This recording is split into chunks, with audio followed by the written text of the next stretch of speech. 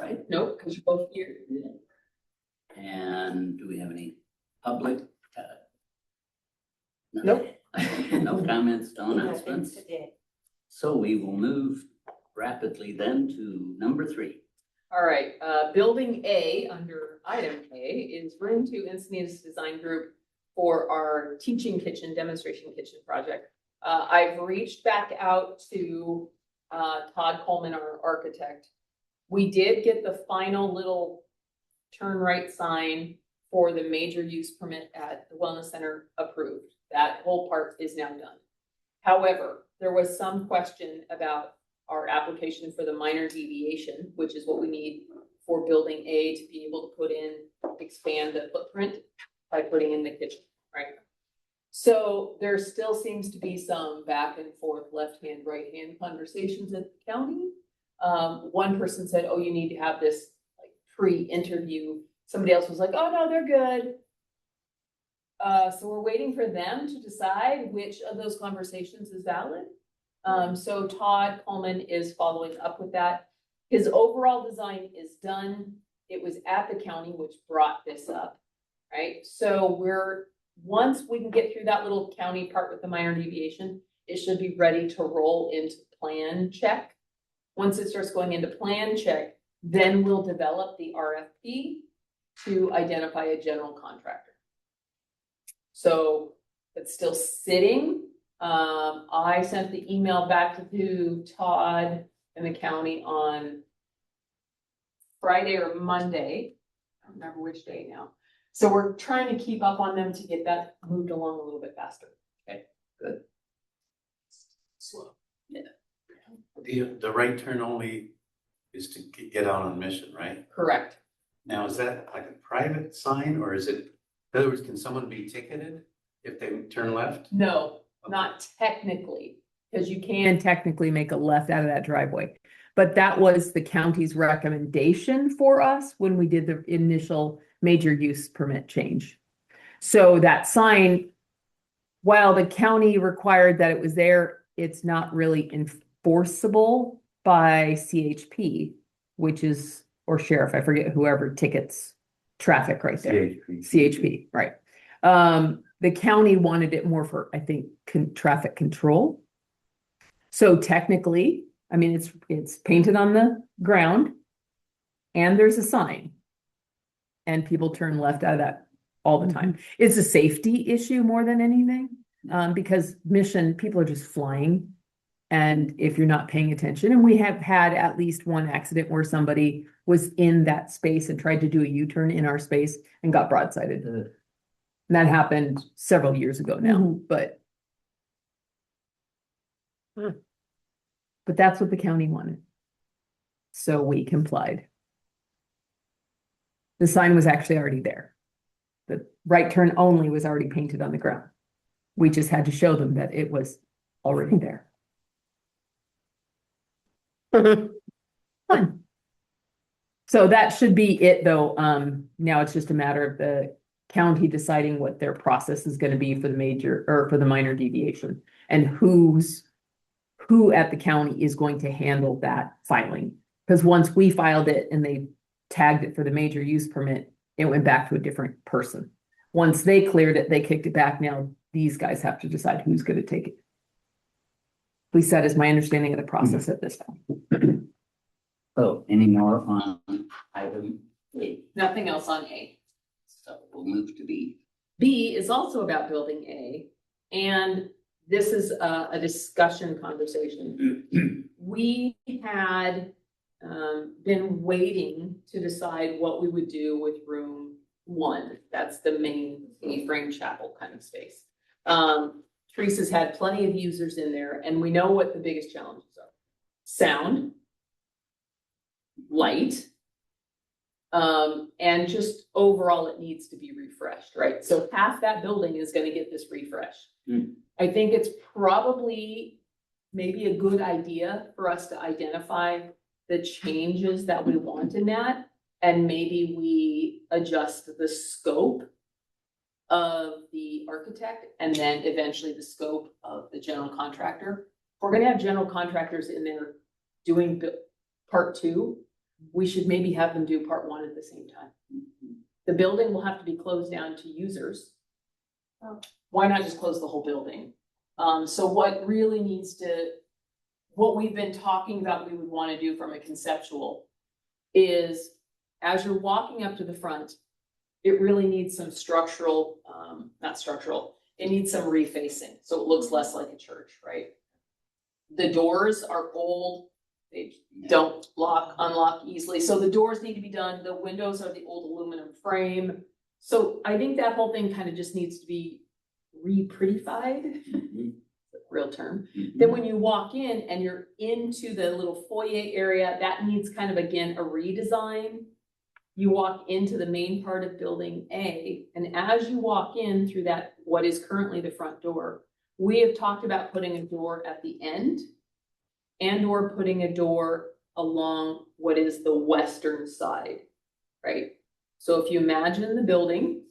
When you say and, is that south? Yes, the south facing. And that would pretty much allow a lot more light in there, which would be helpful. We also are going to have to talk to the architect about some sort of sound abatement issue, whether it is soundproofing.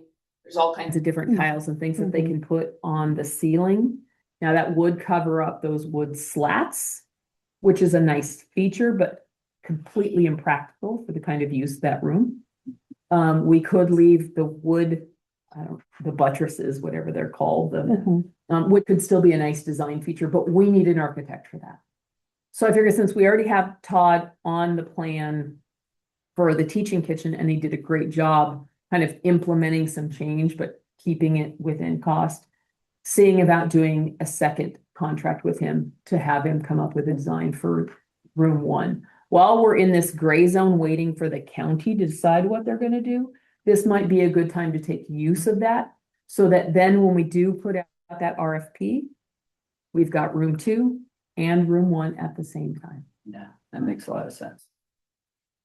So that's what we're thinking. We know that having a door at the end, the south facing, and a door at the west facing would allow that space to potentially be accessed or exited much more easily than it would be currently, because right now it bottlenecks into that main foyer area.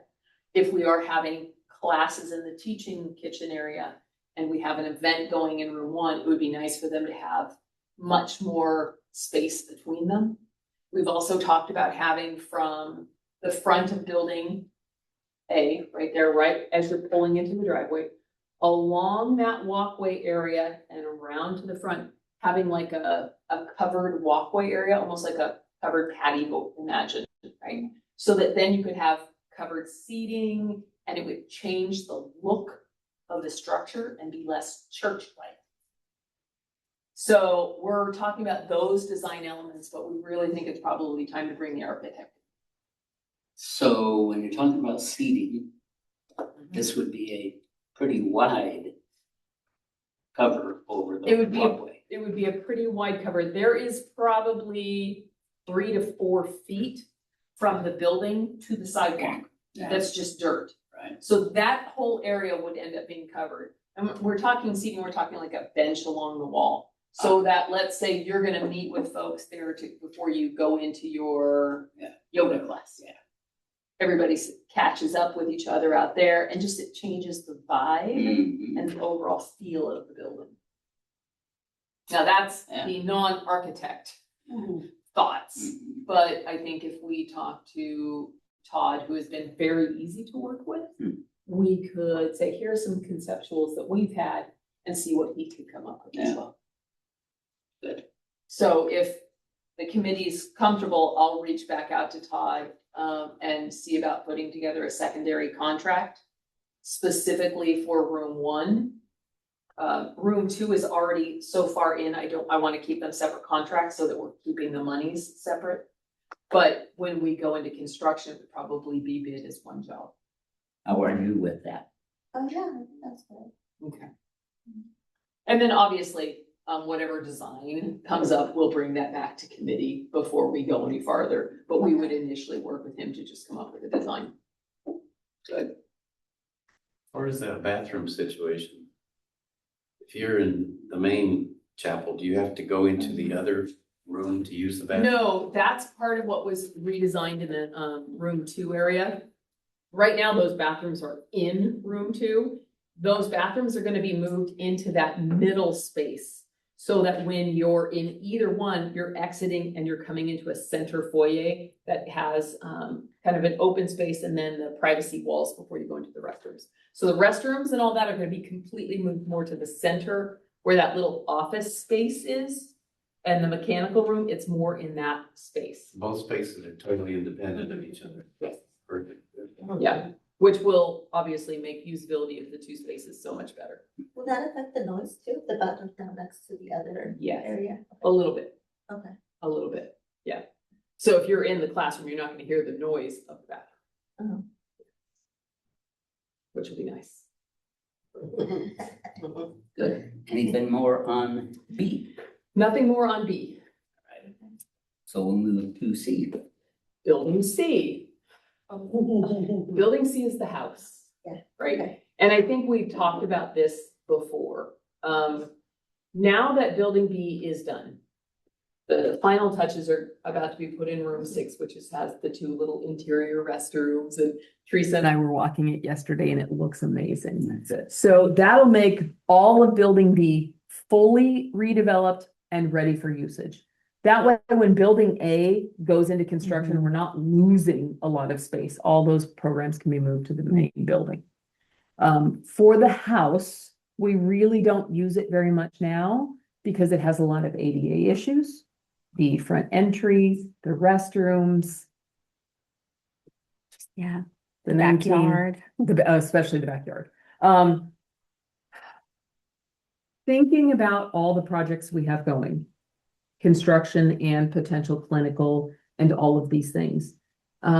We know that in our not too distant future, our funds will be a little more tied up. This is probably the time we should figure out what building C needs to look like and what the cost is to renovate it. So again, this is going to require architectural. Whether we go back to Todd or we put out a general RFP again. It's separate enough project. I think we'll probably put out an RFP for the building and see about getting different ideas. Again, we have some working ideas about when you walk in, you've got this little office space to the right, which is fine. But that main open space is kind of taken up by an interior closet in one of the bedrooms. And one of the bedrooms, it doesn't work in a usability space. So from what we understand, none of those are load-bearing walls. If we took all of that out, that gives us one large classroom type space. That would also allow us then to shift the entrance of the restroom. Instead of this way, we could do it this way, change out a few things, and that gives us the space we need for the ADA restroom. We still want to keep the house with its sort of small kitchen, homey feel, so that for some of our smaller programming, we could keep it in that space and not take over the big teaching kitchen space, right? The idea is those programs have a different focus and a different audience. But I think, again, we're like we are with building A1. We're at a point we really need more information regarding design so that we have an idea of what construction costs can start to be so that we can get that underway or at least decided what we want to do with it before district funds become tighter. So again, I'd like to potentially start drafting up an RFP for architectural services for building C. So the proposed function of that building, what would you say? We're talking about it being district level programming. So services that we operate on our own that are almost always ongoing. DPP always has a cycle. The diabetes self-management, perhaps the family healthy weight, the chair yoga program, maybe a mindfulness class. We have a few other things that are district specific. Gotcha. That really would lend itself well to a more intimate type setting. right? It might be a good spot for some of the different types of support groups that we wanted We've to talked do. about that too, yeah. Yeah, especially like the hospice, the bereavement one, that could do well in a smaller space Yeah. because you don't have 25 people in there. Mhm. You have 7 to 10 Mhm. typically, right? Mhm. Yeah. Yeah. And so that smaller, more intimate space would make sense. That would allow that smaller space to get used more and free up the big classrooms for larger programming, the bigger seminars, the bigger events. So what programs are being used right now at the house? None, None? because we're concerned about the Just the usability. diet. Oh, yeah, the- The lifestyle change program Yeah. happens there? and that's because they know who's coming. Uh-huh. We know that we don't have anyone that's in a wheelchair. Okay. We know that we don't have anyone with mobility issues where getting in and out of that building would be a problem. If we did have someone, then we'd have to take over one of the classrooms in building B. At this, yeah. At this point. in time. Yeah. And it could be really nice for that program. Imagine like, Anna, you coming into a house, we can have that kitchen set up with open shelving and like what you should have in your house. You know, different, what do some of these different foods, that we're talking about look like? And it could be a little bit of a model in there too. Reason for not, completely taking out the kitchen. It does, factor in for that program. And like Rachel said, it wouldn't take up the teaching kitchen because then now we get into scheduling of things and already, sometimes it's a challenge when you have these reoccurring things and then you have something, special or that's one time. And I could see that, with the kitchen. Now we have kind of two And then spaces. finding or for building C, does it allow for multiple use? Like some, like that small support class and the. No. No. No, at this point, you wouldn't be able to have both of them in there anyway. Because the little kind of family room in the beginning and the kitchen over here, it's just too open a space. It would be Yeah. too loud and it just wouldn't work. Yeah. So why not go ahead and open up the whole space and let it be just usable for our programs? We usually don't overlap our two programming anyway, because we only have one healthy living coordinator, right? So she's gonna run those programs. And I imagine that Juliana would have most of her programming going in there. Where Henry, who's managing all the community ones, he's using mostly building B. Okay. And then to some extent, everybody will be Yeah. using building A. Yeah. So that's kind of the usability plan that we're thinking about right now. Good. Yep. Anything more on that? Nope. So are we at D now? We're at D. Yeah. And if you want to pull up just that map on the. map? Just the map. The pollinator preserve, we've already talked about a few different times. Their estimate came in at 37,900. And that puts in, oh, wrong map. Oh, pollinator preserve. I was like, wait, that's the trees. There you This go. one. Yeah, it's hard to see, but you guys have seen this to some extent. I'll try to zoom in. There you go. That allows for the dry creek bed. It allows for the sand walking path. It allows for all the different local tree, plant, native and or a few ornamental so that it has an evergreen feel to it, but it has the seasonal pollinators as well. This bid includes all of the labor. It includes all the irrigation. A lot of the plants and some of the molt and some of the different things will be actually donated from a grant through Mission Resource. So even though the price tag seems a little hefty, it includes every part of it and it includes a lot of donated services from Mission Resource through their own grant. 37 wouldn't come from, all of it wouldn't come from No, us. the 37 is our portion. Okay. So it would cover all the parts that Mission Resource can't get donated. So they've already taken their costs out of it. It's under my spending authority. I did go ahead and put it in the board packet for tonight. I figured we've talked about it and generally been moving forward with it. Yeah. They finally were able to get us the full proposal that has all the breakdowns for every part of it. It's very reasonable. I've gone over it closely with, Ani from Mission Resource. Specifically as it related to, the work being done by Landscape One, which is the dirt moving, the grading, making sure that the dry creek bed would actually flow and drain appropriately during those few times a year when we get enough rain, that we won't have mud. They will be putting in some extra concrete walkway right at the bottom of this path, right against building B, so that there's more space to walk through there. Because right now, those HVAC units, Yeah. right, it narrows it down.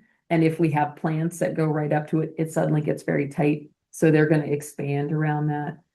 It overall finishes up that whole kind of visibility that you'll see as you're coming into the district's center right there. Good. So the main part that they're really focusing on, though, is making sure they have a good mix of our natives, especially the pollinators, and still having enough plants that it's evergreen, attractive year round. Because that's an important part for the usability or the visibility of the space. Yeah. Okay. So you're good with that? Yeah. Yeah, timing? As soon as we sign the contract, presuming soon as Cindy agrees with you tonight, we would then pass it over to Jesselyn to start working with Mission Resource to start getting the timing. They're guessing probably 2 to 3 months to get it all done, which is nice because then it gets them into the fall so that they can have all the infrastructure in for the fall, have some of the planting go in for fall and winter so that they can be in and dormant. And then in the spring, they're already in their space, which would be kind of a good timing, presuming we can get all those things done. Yeah, it's nice to not have all those baby plants in there during the bulk of the summer when they're just gonna melt. Yeah. Even with irrigation. But if they can start to put them in while they're dormant in the fall and winter, that means in springtime, when all our milkweeds start coming back, the grounds will be ready for it. And it's We're also tired of gonna all be a our teaching milkweeds. aspect. Yeah, there's also a teaching aspect to it, and that's a nice part that's really more about Mission Resource, but it's helpful for us too, because again, it makes it a community health and wellness center. And we know that the built environment on your social determinants of health include that being outside space. And this allows kind of a microcosm of some of the things you might see on the preserves or things you could do in your own gardens in a space where one of our partners can teach them.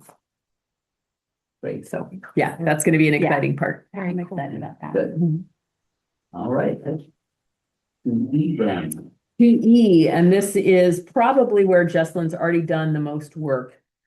We have already worked with West Coast Arborists before. Teresa and I, we had them come and do a full survey and put up the other map. There we go. Thank you. We had them come and do a map of the entire property and they counted the 200 plus trees that we have over there.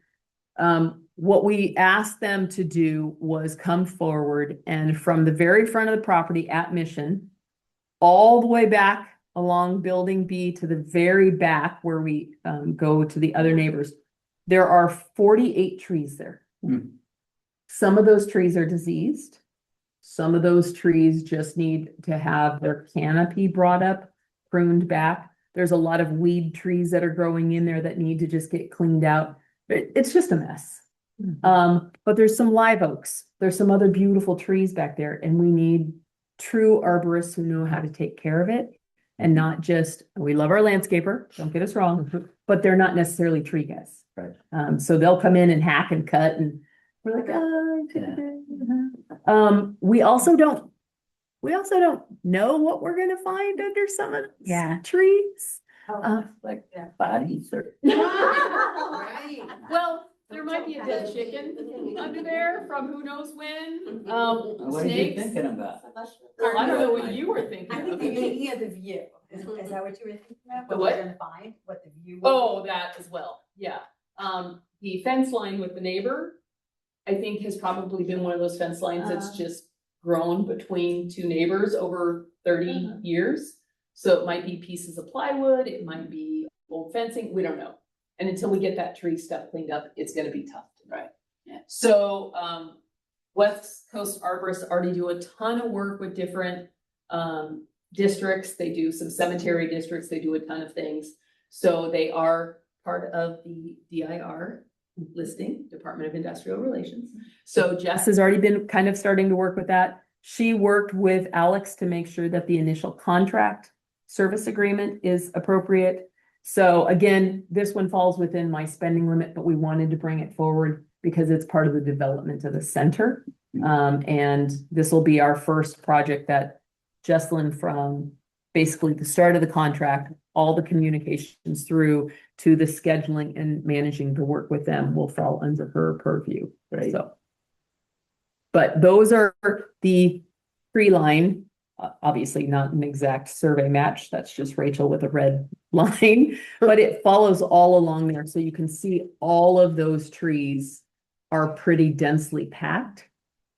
And this is a very old photo because it still showed our Yeah. parking lot without. The old parking lot. Yeah, the old parking lot. Mhm. But I know that the neighbor has chickens, right? And so Yeah. even with the trees, you can still hear them. So if Oh. there's gonna be a lot of pruning, is that gonna allow more noise? I don't know that it'll necessarily make a difference on the noise. I don't think the trees are thick enough to really cover that. But I do think we are likely to see some leaf litter, more Yeah. dust, dirt. So we'll probably, once we know what's back there, we'll probably have to come in and decide what type of fencing we're gonna put in. Yeah. I can imagine that we're talking a stronger privacy fence, maybe something that's either got slats or the screening that goes in there. There may be bald spots where some of those trees are dead, where we have to put in new plants.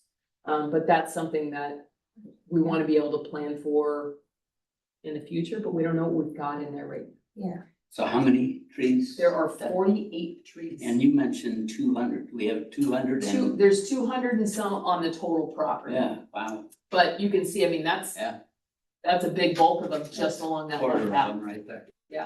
This also includes a few of the trees that are at the front, including there's 3 palm trees. Oh, There's a bunch of pine trees, some pepper trees, Brazilian pepper trees. All kinds of Something, stuff. yeah, all All- kinds. The nice part about West Coast Arborists is that they use a particular software. And because we did our initial survey with them, we can go into the software, pick up any tree, make a note about it. They would put in any of their maintenance on that tree. It also provides an insurance value, which is kind of nice. Let's say the neighbor's chicken coop blows over and it kills a tree. We could, in theory, submit that to insurance and say this tree was valued at $4,500. Which I don't know that we would actually do that, but it's one of those things. We've done, and I'm gonna point to Roy, we've done in the first few years I was here, we cut down 4 or 5 giant pine trees that were ready to fall on the buildings, that were just old and had grown, but weren't well suited into the soil. So we took those out in the early days, but there's still quite a few mature trees in there that need work. They're not as dangerous as the previous. There are, last time we walked the site with West Coast, there are several additional pine trees on the backside of the open field back in there that will probably need similar work done. After the last storm, when we walked it, there were several very, very large branches that had come down. We've had a few of those trimmed already, but tree work is going to be ongoing at the center, especially when we start getting to that area behind the house where we have a lot of those big oak trees. It's really going to be important that those are treated well because we do want to use that area. We've talked about that being meditation space, Zen garden kind of things, memorial space, and we don't want to lose those trees. So we really need to be on them and make sure that they're well cared for. Right now, we don't do anything back there. The leaf litter is pretty deep. Yeah. And so between gopher holes and snakes, We don't really want anybody walking back there. So again, this is gonna be part of that ongoing development of that space. So this would be the first, hopefully, agreement with West Coast to get all those trees cared for. Once we go through these sections by sections by sections, we could do a maintenance contract with them. So on an annual basis, they come through, they take care of things, and that would be very reasonable, cost effective. It's this initial pruning of all these trees that's gonna be an investment. You know, I'm not sure I recognized how much, even though I drive past it a lot, how much dirt there is in front of that building. Yeah, and the reality is that because this picture is old enough, all of this area, pretty much from here to here, is pretty densely packed now because Mission Resource did one of their first initial pollinator gardens in that space. So now, as you drive by, you would see a lot more plants here than you would have whenever this photo was taken. Yeah. Which is nice. It looks so pretty. This spring, it was gorgeous, right? Some of them are already starting to die back, but they are the natives. And because that space isn't really usable from a walking standpoint, perfect. Let it do its native thing, and Mission is out there quite often. They are checking it and doing things. Right. So you'll see both of those contracts are in tonight's board packet.